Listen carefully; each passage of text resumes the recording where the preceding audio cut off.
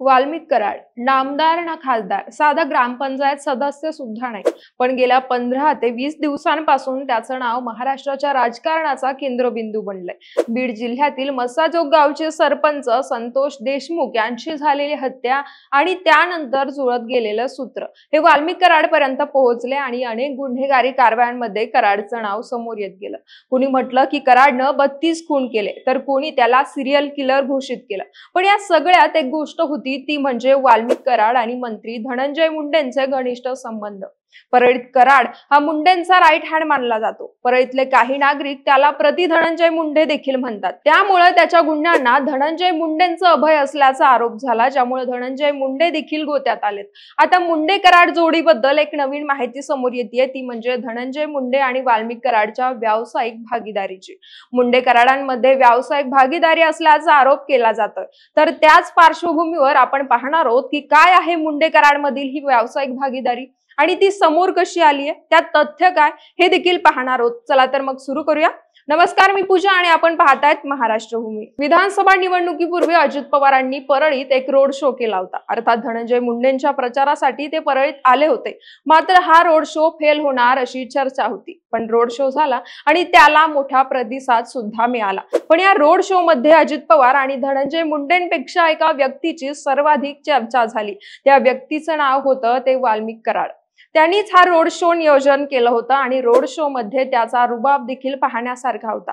त्याचा स्वॅग आणि आजूबाजूने असणारे त्याचे बॉडीगार्ड्स सगळं साऊथच्या विलन सारखं होतं। असो, पुढे त्यानंतर वाल्मिक कराड प्रकाश झोतात आला। विधानसभा निवडणुकीत धनंजय मुंडेंच्या विजयात देखील कराडचाच मोठा वाटा होता, त्यामुळे विरोधक देखील कराडला खिंडीत पकडण्याची संधी शोधत होते आणि ती संधी विरोधकांना मिळाली। संतोष देशमुख हत्या प्रकरणात केस तालुक्यातील मस्साजोग गावचे सरपंच संतोष देशमुख यांचं अपहरण करून हत्या करण्यात आली। यामध्ये मुख्य आरोपी असलेला सुदर्शन घुले हा मस्साजोग गावातील आवादा कंपनीच्या एका अधिकाऱ्याला खंडणी मागण्यासाठी गेला होता, मात्र त्याचे तिथं वाद झाले आणि त्यानंतर सरपंच संतोष देशमुखांनी घुलेला मारहाण केली आणि त्याच रागातून घुलेनं अपहरण करून देशमुखांची क्रूरपणे हत्या केली। त्यानंतर सुदर्शन घुले विष्णू चाटेवर गुन्हा दाखल झाला।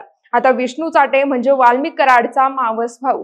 पुढे विरोधकांनी हे प्रकरण लावून धरलं आणि पोलिसांच्या तपासात समोर आलं की आवादा कंपनीकडे खंडणी ही वाल्मिक कराडनं मागितली। शेवटी वाल्मिक कराडवर खंडणी प्रकरणी गुन्हा दाखल करण्यात आला।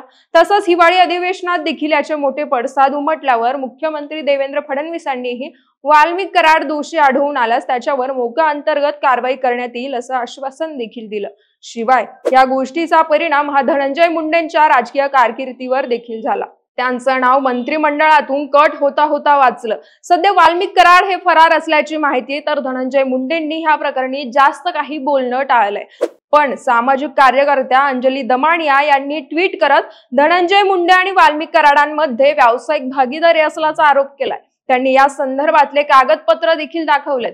अंजली दमानिया यांच्या मते अंबाजोगाई तालुक्यातील व्यंकटेश्वरा इंडस्ट्रीज आणि जगमित्रा शुगर्स या दोन्ही कंपनीमध्ये धनंजय मुंडे आणि वाल्मिक कराड हे संचालक राहिलेत। तसंच धनंजय मुंडे यांच्या पत्नी राजश्री धनंजय मुंडे या वर्तमानात देखील व्यंकटेश्वरा इंडस्ट्रीज मध्ये संचालक म्हणून कार्यरत आहे असा आरोप दमानिया यांनी केला। त्याशिवाय धनंजय मुंडे आणि वाल्मिक कराडची एकत्र 84 एकर 34 गुंठे जमीन आहे असाही आरोप दमानिया यांनी केला।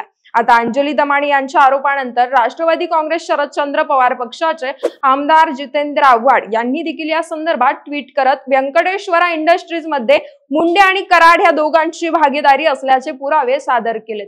तर आता यावर सरकार काय ऍक्शन घेतं किंवा या प्रकरणी धनंजय मुंडेंची देखील चौकशी केली जाते का, हे तर लवकरच कळेल। पण तोपर्यंत तुमच्या प्रतिक्रिया यावर काय, तुम्ही आम्हाला नक्की कळवा।